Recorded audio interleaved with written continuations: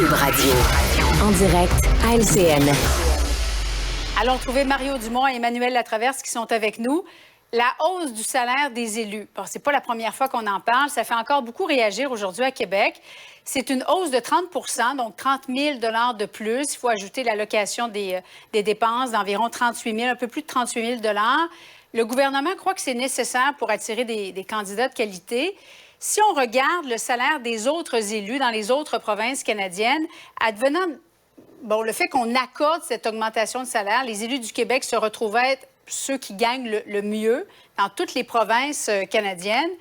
Mario, tu as déjà été un élu à Québec.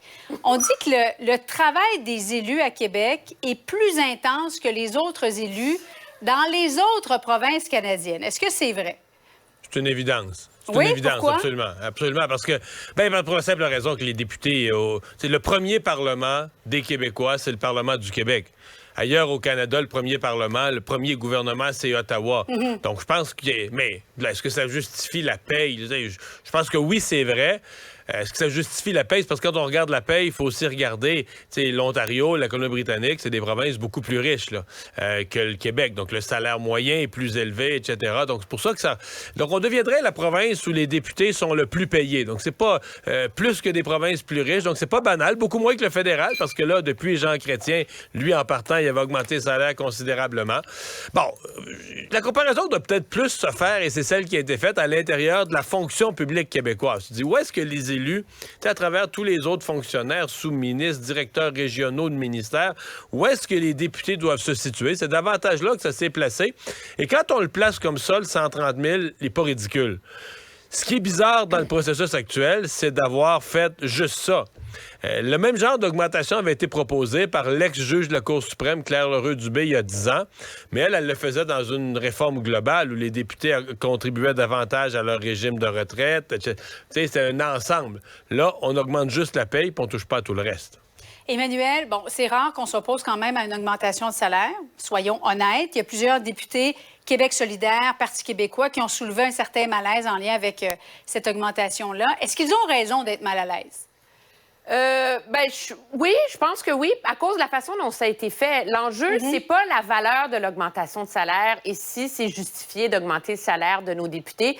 Moi, je pense que le comparatif qu'on a trouvé dans la fonction publique est amplement justifié. C'est pas ça, mais il y en avait une feuille de route pour le faire sans controverse. C'est que tu déposes un projet de loi dans lequel tu confies ça à un comité indépendant qui regarde l'ensemble de l'œuvre, donc salaire plus bénéfices sociaux, plus pension et dont les décisions sont exécutoires. À partir de ce moment-là, les députés ne sont plus obligés de voter parce que le problème qui est très litigieux pour le gouvernement, c'est de se retrouver à se voter un rattrapage salarial quand il est en train de négocier avec la fonction publique qui réclame son propre rattrapage salarial puis on dit que ça coûte trop cher. Ceci étant dit, si vraiment Québec solidaire est pour voter contre, bien, Québec solidaire va devoir essayer de faire adopter un amendement ou quelque chose qui fait en sorte qu'il y a un droit de retrait. Donc, tu peux renoncer à ton augmentation de salaire, parce qu'on s'entend. Sinon, c'est beaucoup trop facile que de te lever puis de dire « Je suis contre, monsieur, mais je vais prendre le chèque après ». Bien, on va voir c'est ce qu'ils vont faire parce qu'ils y réfléchissent actuellement. Le projet de loi qui est en voie d'être adopté d'ici la fin de la session. Immigration maintenant. 100 millions de Canadiens d'ici 2100. Ce sont les conclusions de l'initiative du siècle. Écoutons le ministre de l'Immigration, Sean Fraser, qui a accordé une entrevue à notre collègue Raymond Filion un petit peu plus tôt. Permettez-moi d'être très clair. L'initiative du siècle n'est pas la politique de notre gouvernement, pas la politique pour le gouvernement fédéral. Nous créons un plan pour augmenter le nombre de nouveaux arrivants pour les raisons économiques et démographiques. C'est essentiel de comprendre. Alors, Mario, qu'est-ce que tu en comprends? C'est non? On n'ira pas de l'avant? Ben, c'est non. C'est non, ce n'est pas la politique officielle du gouvernement. Donc, le gouvernement Trudeau ne vise pas officiellement le 100 millions en 2100. Mais il fait tout pour y arriver. Sauf que, tu sais, voilà. Parce que c'est sûr que si on regarde leur petit bout de trajectoire, tu sais, le gouvernement, là, il planifie rien sur 70 ans. Et donc, le 3-4 ans qu'il planifie, les augmentations énormes des seuils d'immigration nous amènent dans cette direction-là. mais quand même, ils ont senti le besoin. Et ça, c'est le Bloc québécois là, qui, à travers sa motion, a forcé chacun à se prononcer. Donc, les libéraux ont dit, nous, l'initiative du siècle, c'est pas vrai. C'est pas ça notre programme. C'est quand même gros, là, parce que quand tu te fais dire que quelque chose est ton programme, puis ça ne l'est pas, il me semble que tu le dis tout de suite, là, 5 jours plus tard, ça fait une semaine qu'on parle de ça. Oui. Ils disaient, on a passé à ça, c'est pas vraiment notre programme. Ça veut dire que pour que ça te prenne 5 jours, pour que ça te prenne 5 jours pour être sûr que c'est pas ton programme, ça veut dire que c'était pas loin d'être ton programme. Parce que si on disait le contraire de ton programme ou de quoi de terrible, tu dirais non, on veut rien savoir de ça. Chose importante, le Bloc a aussi forcé les conservateurs à se prononcer. Les conservateurs qui vont voter contre les libéraux, qui vont voter avec le Bloc là-dessus. Là-dessus, le Pierre Poilievre m'a surpris. Moi, je pensais le contraire. Emmanuel, effectivement, pourquoi ça a été aussi long? Ben, je pense que parce qu'ils sont pas branchés sur les nuances des débats sur l'immigration au Québec. Ça a pris beaucoup de temps là, pour trouver le dossier dans le Journal de Montréal, pour le lire, pour le comprendre, le faire traduire, faire des consultations, on arriver à une réponse, vraiment.